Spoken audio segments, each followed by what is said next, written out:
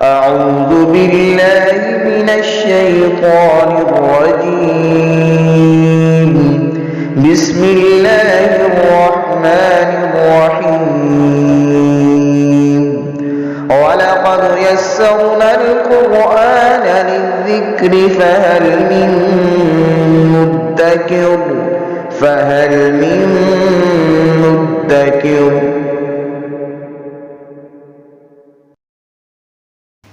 بسم اللہ الرحمن الرحیم. سورہ نساء کی 69 نمبر آیا مبارکہ ہے اور 9واں رکوع ختم ہو رہا ہے 5ویں پارے کا. 69 اور 70 نمبر آیا مبارکہ آج پڑھیں گے. اعوذ باللہ من الشیطان الرجیم. بسم اللہ الرحمن الرحیم. سورہ نساء کا 9واں رکوع ختم ہو رہا ہے اور 5ویں پارے کا 6واں رکوع ختم ہو رہا ہے. بسم اللہ الرحمن الرحیم. ومن یطع اللہ والرسول فأولئک مع الذین انعم اللہ علیہم من النبیین والصدیقین والشہداء والصالحین وحسن اولئک رفیقا. یہ رکوع تقریباً مکمل اور اس سے پہلے کی آیات مبارکہ اللہ اور اس کے رسول صلی اللہ علیہ وسلم کی اطاعت اور فرما برداری کا سبق دیتی ہیں اور تسلسل کے ساتھ ہمیں دامن رسالت میں آپ صلی اللہ علیہ وسلم کو مضبوطی سے تھامنے کی تلقین کی گئی. اپنے جملہ امور کے اندر حضور علیہ الصلاۃ والسلام کی اطاعت اور حضور کی فرما برداری کا سبق دیا گیا.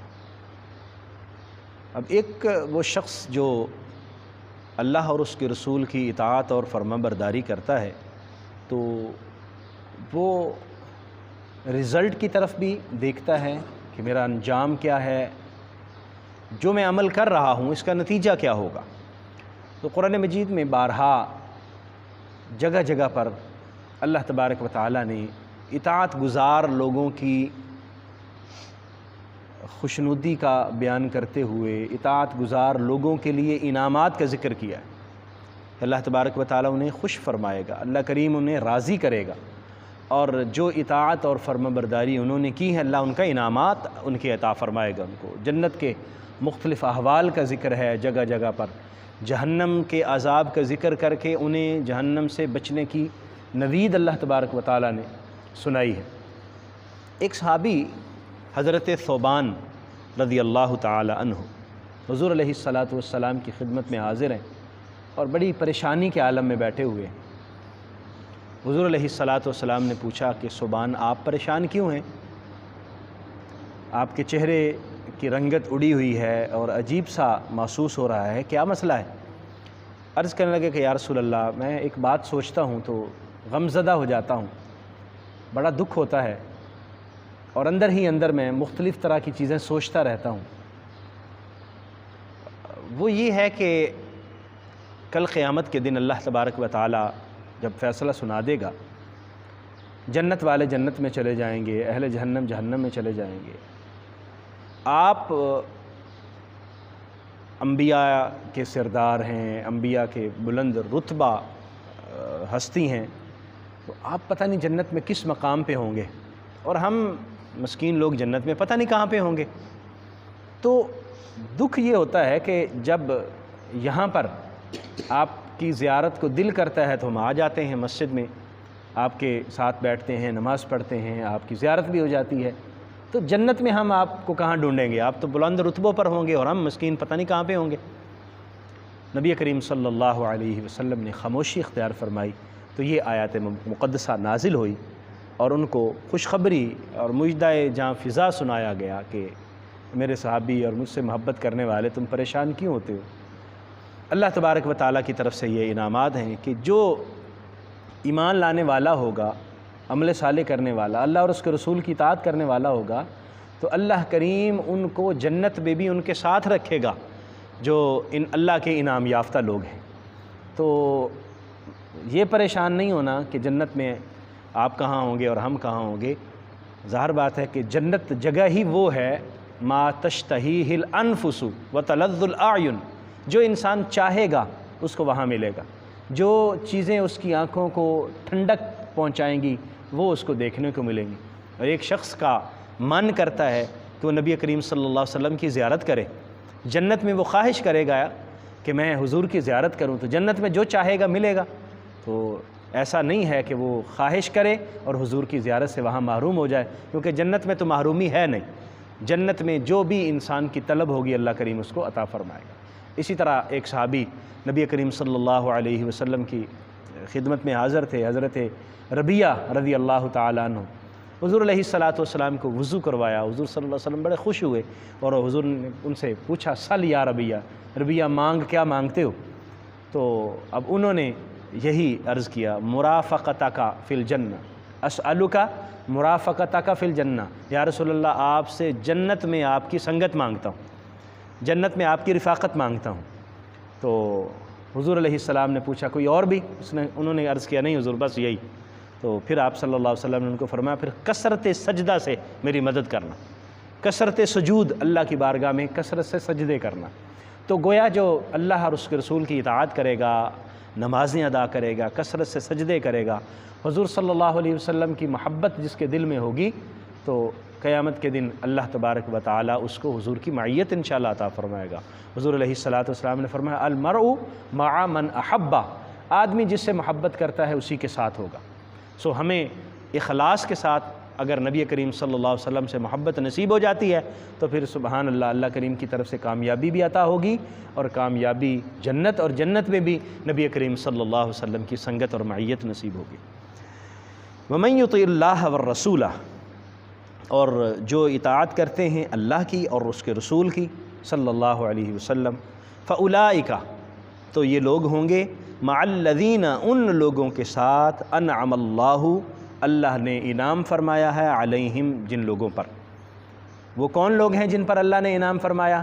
من النبیین، یعنی انبیاء کرام، والصدیقین، اور صدیقین، والشہداء، اور شہید، والصالحین، اور صالح، نیک اعمال، پاکیزہ اعمال کرنے والے، وحسن اولئک رفیقا، اور یہ کتنے اچھے ہم نشیں ہیں، ان کی ہم نشینی کتنی اچھی ہم نشینی ہے کہ جس شخص کو نبی، صدیق، شہداء، انبیاء، صالحین کی معیت وہاں پر نصیب ہو تو اس کو اور کیا چاہیے؟ اس سے بڑی اور رفاقت اس کو کیا ملے؟ اس سے بڑا اور اس کو ساتھ کس کا مل سکتا ہے کہ اللہ تعالیٰ جنت میں اس کو انبیاء کرام کی اور صدیقین، شہداء اور صالحین کی معیت عطا فرمائے۔ یہاں انبیاء کرام کا ذکر ہے، نبی اللہ تعالیٰ کی وہ برگزیدہ اور وہ چنیدہ ہستی ہوتے ہیں جن کو اللہ تعالیٰ مخلوق کی رشد و ہدایت کے لیے مبعوث فرماتا ہے، اور یہ نبوت خالصتاً اللہ تعالیٰ کی طرف سے چناؤ ہوتا ہے، جس کو چاہے وہ عطا فرماتا ہے، اور نبوت کا منصب اللہ تبارک و تعالیٰ مختلف ہستیوں کو عطا فرماتا رہا، اور نبی کریم صلی اللہ علیہ وآلہ وسلم پر آ کے دروازہ نبوت بند ہو گیا اور سلسلہ نبوت ختم ہو گیا۔ صدیقین، صدیق کی جمع ہے صدیقین، یہ وہ پاک باز ہستی صدیق ہوتی ہے جو اپنے کردار سے، اپنی گفتار سے، اپنے افکار سے ہر طرح سچ پر مشتمل ہو، اس کا عمل بھی، اس کی فطرت بھی سچائی کو قبول کرنے والی ہو، اور اس کی نیت بھی سچائی پر مشتمل ہو، یعنی ہر طرح سے اس کے کردار میں سچائی ہی سچائی ہو اور صدق ہی صدق نظر آئے، اس کو صدیق کہا جاتا ہے۔ نبی کریم صلی اللہ علیہ وسلم کے جملہ صحابہ کرام اور بعد میں اولیاء کرام بھی ان اوصاف سے متصف رہے اور اس صدق کے اس مقام سے متصف رہے جن کے سرخیل حضرت سیدنا صدیق اکبر رضی اللہ تعالی عنہ ہے، جن کو صدیق اکبر کہا جاتا ہے، یعنی تمام صدیقین سے بڑے۔ تو اللہ تبارک و تعالیٰ نے انہیں یہ صلاحیت عطا فرمائی، جیسے نبی کریم صلی اللہ علیہ وسلم نے اعلان نبوت فرمایا، انہوں نے فوراً قبول کیا۔ حضور علیہ الصلاۃ والسلام معراج پہ تشریف لے گئے اور کافر نے کہا، ابو جہل نے، کہ وہ اس طرح کی باتیں کرتے ہیں، تو حضرت ابوبکر صدیق نے بلا چون و شرح فرمایا کہ اگر وہ کہتے ہیں تو بالکل صحیح کہتے، یعنی سچائی کو قبول کرنے کی اتنی صلاحیت ہر طرح سے وہ اللہ تعالیٰ اس کو صدیق فرماتا ہے۔ شہداء، شہید کی جمع شہداء، جو اپنے کردار سے، اپنے عمل سے اور اپنی زبان سے اللہ تعالیٰ کی وحدانیت کا اور اللہ تعالیٰ کے احکام کا اعلان کرتا ہے اور گواہی دیتا ہے، اور اگر اپنی جان بھی پیش کرنی پڑے تو اپنی جان کا نذرانہ بھی پیش کر دیتا ہے، اور خون کا نذرانہ پیش کرتے ہوئے اپنے خون سے بھی گواہی دیتا ہے کہ اللہ وحدہ لا شریک ہے، اور اسی کی اطاعت اور فرما برداری میں انسان کی کامیابی ہے۔ صالحین جو عمل کے بھی سچے ہیں، جو اپنے عقیدے کے بھی سچے ہیں، آمنوا وعملوا الصالحات، ایمان بھی قبول کیا اور پھر نیک عمل کرتے رہے، تو اللہ کریم ان کو بلند درجات عطا فرماتا ہے۔ یعنی یہ چار وہ اصناف ہیں جن کو اللہ تبارک و تعالی نے انعام یافتہ فرمایا ہے، اور ہمیں نماز میں ان کے رستے کی اور ان کی اطاعت کی تلقین بھی کی جاتی ہے کہ ان کے رستے کی دعا مانگو۔ صراط الذین انعمت علیہم اہدنا الصراط المستقیم، اے اللہ ہمیں سیدھا رستہ عطا فرما، ان لوگوں کا رستہ انعمت علیہم جن پر تو نے انعام فرمایا۔ تو انعام یافتہ یہ چار لوگ ہیں، نبی ہیں، صدیق ہیں، شہداء ہیں اور صالحین ہیں۔ ان کا رستہ ہمیں بار بار مانگنے کی تلقین بھی کی گئی۔ اس کا مطلب ہے ان کے ساتھ پھر تعلق بھی ہمارا مضبوط ہونا چاہیے، تبھی تو ان کے رستے کا ہمیں علم ہوگا۔ وَحَسُنَ أُولَٰئِكَ رَفِيقًا ذَلِكَ الْفَضْلُ مِنَ اللَّهِ، اور فرمایا کہ یہ اللہ کی طرف سے فضل ہے۔ اللہ تعالیٰ ان کی سنگت عطا فرما دے، اللہ تعالیٰ ان کی معیت عطا فرما دے، تو یہ محض اس کا فضل ہے، یہ محض اس کی کرم نوازی ہے، اس کی مہربانی ہے، ورنہ ہمارے اعمال اس قابل نہیں ہیں کہ ان بلند پایا ہستیوں کی سنگت اور معیت ملے۔ ہم کامیاب ہی ہو جائیں اور اللہ تعالیٰ جنت ہی دے دے، اگرچہ ادنا سی جنت بھی ہو تو وہ بھی اس کی مہربانی ہے، ورنہ اگر ہم اپنے اعمال دیکھیں اور اللہ تعالیٰ کی نعمتیں دیکھیں تو پھر بھی اس دنیا میں اعمال ہمارے کم ہیں، اللہ کی نعمتیں زیادہ ہیں، تو حساب کتاب تو یہی برابر ہو جاتا ہے، برابر بھی نہیں ہوتا بلکہ نعمت تو پھر بھی زیادہ ہیں۔ تو اگر اللہ جنت عطا فرماتا ہے تو یہ بھی اس کا فضل ہے، اور جنت میں اگر ان ہستیوں کی معیت اور سنگت مل جاتی ہے وہ تو کرم بلائے کرم ہوا، فضل بلائے فضل ہوا اس مالک کا کہ وہ جنت بھی عطا فرماتا ہے، اور جنت میں اپنے ان نیک لوگوں اور نیک بندوں کی معیت اور سنگت بھی عطا فرماتا ہے۔ لیکن اس میں بنیادی چیز جو ہمیں ذہن میں رکھنی ہے وہ المرء مع من احبہ کی، کہ آدمی اس سے ہوگا، اس کے ساتھ ہوگا جس سے وہ محبت کرتا ہے۔ تو محبت ہماری ان ہستیوں کے ساتھ ہونی چاہیے۔